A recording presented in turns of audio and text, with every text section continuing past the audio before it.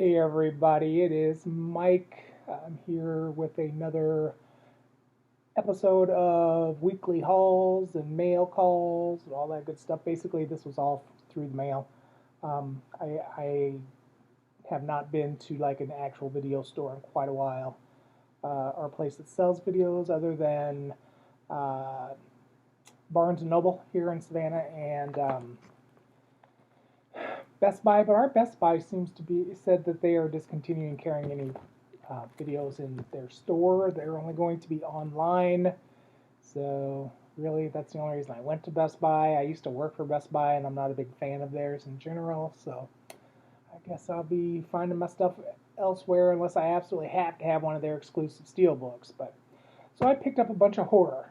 Um, there was little I little bit of a sale going on, and I was checking out their low-priced DVDs and Blu-rays, and they had a bunch of horror Blu-rays that were cheap. I found a few, and then I found a few that were not low price, but I wanted it on Blu-ray anyway. One of the first ones is that it was not cheap, or it wasn't expensive. It was like $11, $12. Um, is a movie I saw on Shudder quite a while ago. It may still be on Shudder. I don't know, but it was kind of a fun one, and I decided I'd go ahead and add it to my collection since it was on Blu-ray, and that is Hayride. If you have not seen Hayride, it's um, kind of hatchety in a way with some of the kills. They have some pretty crazy kills, but basically this guy goes back home to be a part of his uncle's haunted hayride that he does every year. This is set in Alabama, and of course he does not realize that there is a escaped killer on the loose, and needless to say, all kinds of craziness takes place. I really did not recognize any of the characters that are in here as far as the actors. Richard Tyson, Sheree. I can't even read these little bitty names, but yeah, it's a fun little movie. I'm going to give it a couple more views and decide if it's really worth $11. But I also picked this one up. It is a new release. It's newer, I guess I should say. I got this from Bull Moose, I believe, yes. And it has a digital code with it. It is Come Play. It does have a slipcover, which is nice. It is only a PG-13 movie, but it is a fun little movie. It's basically about this little boy who can't make any friends, and he spends an awful lot of time on his cell phone and his tablet, and eventually he draws a demon, some kind of creature through the device that decides it's going to go after him and his family. So then it's a big fight for survival. But yeah, it's actually a fun little watch. I enjoyed it a lot. So I decided to go ahead and add it to the collection. I am purging as I collect, so I'm keeping it the ratio pretty good. Some of the Family Dollar videos that I picked up are awful, so I'm not even going to try to sell them. I'm just donating them. Another movie that I've heard about for quite a while now, but have never watched, is The New Kids with Lori Loughlin and James Spader. He was a part of that Brat Pack back in the 80s and 90s, mostly 80s, I guess. But yeah, this is also a horror movie. It is basically these two sisters' parents die, and they go to live with uh, their aunt, I guess it is, relatives in Florida, in a small town in Florida, and then this, I don't know, these guys decide that they want to try to get a little piece of Lori Loughlin, and things don't go so well for them. But yeah, fun little movie. I've heard lots of good things. Like I said, I have not watched it, but I've heard it's a fun little movie. So we'll give her a shot. I also am replacing these two. I have these both on DVD. I did not realize they were on Blu-ray. That's the only reason I picked them up, and they were like really cheap. I can't remember. I think I got these off of Bull Moose. If you go in and you look at their, you can go and you can decide cheapest to most expensive and Blu-ray, and then they kind of run through these. I'm pretty sure that's how I found these. These were both pretty cheap. I want to say $5.99 a piece. And that is Kane in See No Evil. This, I love this movie. It is set, basically, what does it say? It's sick-tastic. 7 foot tall, 400 pounds. A rusty steel plate screwed into his skull and razor sharp fingernails that pluck out his victim's eyeballs. Repulsive psychopath Jacob Goodnight is holed up in a long abandoned Blackwell hotel until 8 pretty criminals show up for community service, along with the cop who put a bullet in Jacob's leg or Jacob's head 4 years ago. So basically, yeah, there's this old hotel, and these young criminals, did silly things, end up in this hotel trying to clean it up, straighten up, do stuff, whatever it is, and then don't realize that old Jacob and his mommy's there. And Jacob's a little wacky. And then they made a part 2. So I got that to See No Evil. This one has Danielle Harris in it for a while. I don't know, she's such an icon in the horror industry. You'd think her characters would live through a movie. I do believe she lived through Hatchet, but pretty much everything, she dies in that god-awful Rob Zombie Halloween remake too, Halloween 2. And then she dies in this, and I don't know, keep her around. She's a good actress. What the hell? But yeah, this movie is about as good as the first one. It's just not as good. It says, the print on this, I don't know if you can see how teeny tiny that is. Yeah. Oy. So I'll try to read it. A group of friends pass a late night visit in the city morgue. No. I'm sorry.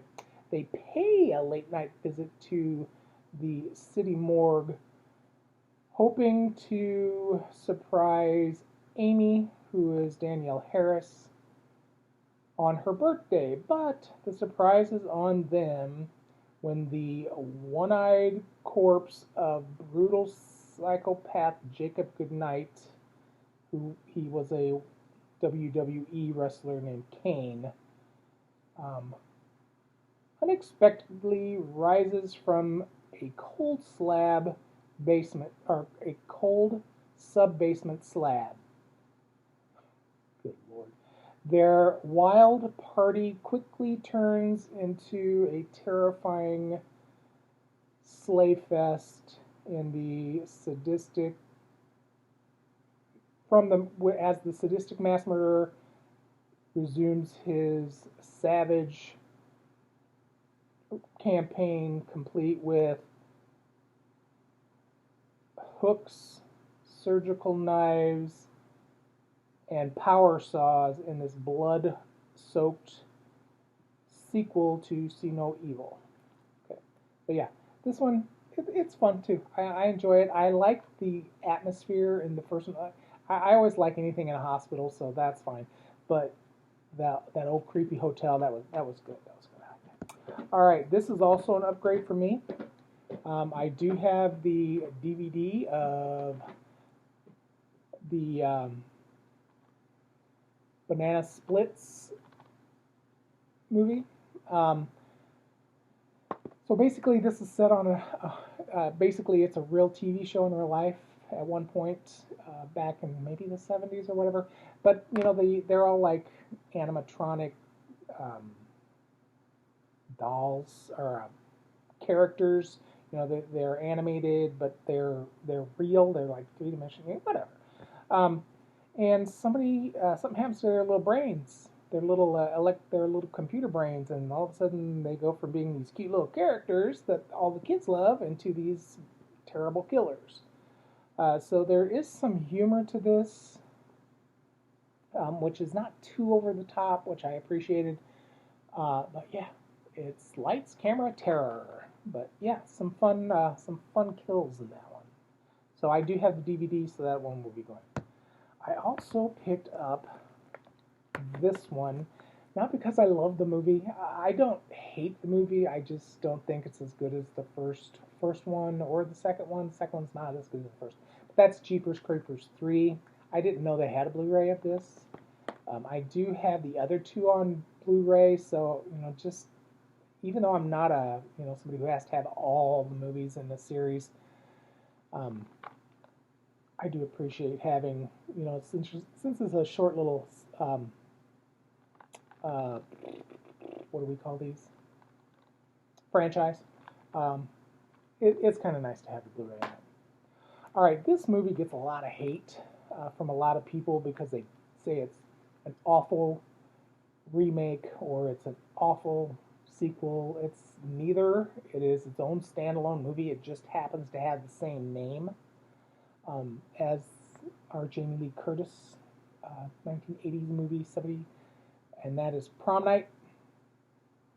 Um, Basically, this movie is completely different than the original. Truly, the only similarities, I mean, even the names are not the same in the movies, or, at least with a lot of reboots, you have similar names, you have similar characters, there's a connection between the two. Um, in a good remake, they make it their own, but don't completely destroy the original. This one was neither. It's a standalone movie. It really isn't even so much about the prom as it is about um, this particular girl who was brutalized and stalked by one of her former teachers. So, yeah, this is a fun movie. It gets a lot of hate, but I love it. I think it's good. I think it's a fun watch.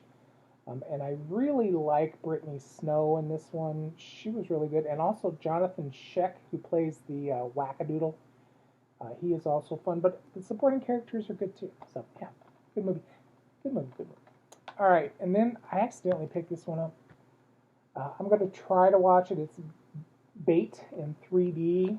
I've watched some of my other 3D movies without having a 3D player and have enjoyed them, even though they're just a little off.